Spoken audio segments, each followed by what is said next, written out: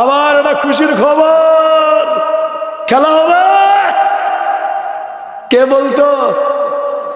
কথা বলে না, খেলা হবে। খালি বলতো জামাত শিবির, খেলা খারাপ রে। পাওয়ার কমে গেছে। পাওয়ার কি হয়ে গেছে? নাই নাই নাই নাই, চলে গেছে ইন্ডিয়ায়। খবর পত্রিকা ফেসবুকে দেখা যাচ্ছে মামু আবার হাসপাতালে শুয়ে আছে। দোয়া করমু, দোয়া করমু করছে। দোয়া খালি করেন, খালি খালি দোয়া খালি করেন, দেখেন কি হয়। না, মানুষ হিসেবে দোয়া করা দরকার। আল্লাহ দোয়া করছি তুমি ওকে সুস্থ রাখো, বহুদিন তুমি ওকে বেঁচে রাখো। আলেম ওলামাদেরকে শাস্তি দেওয়ার অপরাধে তুমি ওকে দুনিয়ার জমিনে সেই শাস্তি দিয়ে আগে হিদায়াত দান করো, নইলে শাস্তির বিনিময় দুনিয়া থেকে বিদায় করো। এত তাড়াতাড়ি মারিও না। কথা কয় না কুমা, কথা কন না। হয় হিদায়াত দান করে ইসলামের কর্মী হবে, নইলে আল্লাহ তুমি দুনিয়ার জমিনে ধীরে ধীরে মারো। দেশ তো জ্বালাচ্ছে জ্বালাচ্ছে, আবার ইন্ডিয়াও জ্বালাবার গেছে। আমাদের দেশের মানুষ, ভাই রাগ করিয়েন না, 10 মিনিট আরো বেড়ে নিলাম। সাহেব আমার হাতত ঘুরামো কিছুক্ষণ, কথা কন, আওয়াজ দেন। ইন্ডিয়া আমাদের বন্ধু।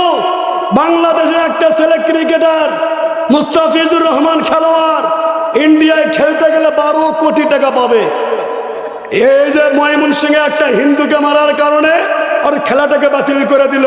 ওরা কত বড় স্বার্থপর, কথা বলেন ঠিক না বা ঠিক? এটার উপরে তাকে যাইতে দিচ্ছে না।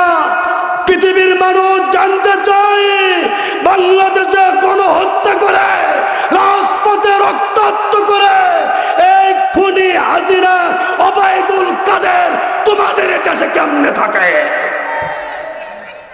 কথা বলো। পাগলা করে আমার খেপায়েন না, আমি চলে যাম এখন।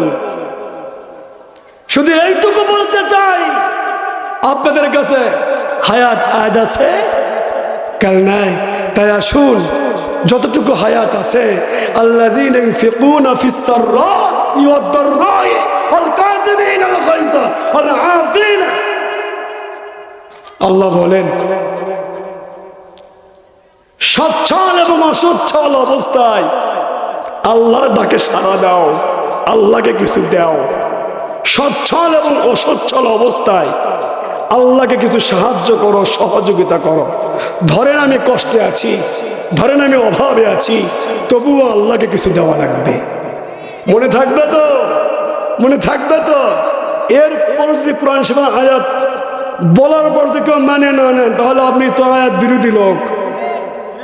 নবী কিন্তু একটা আয়াতের অংশ খালি না করছিল, তাই আল্লাহ নবী তোমাকে কে ক্ষমতা দিল মধু খাওয়া হালাল, তুমি কেন না করলা?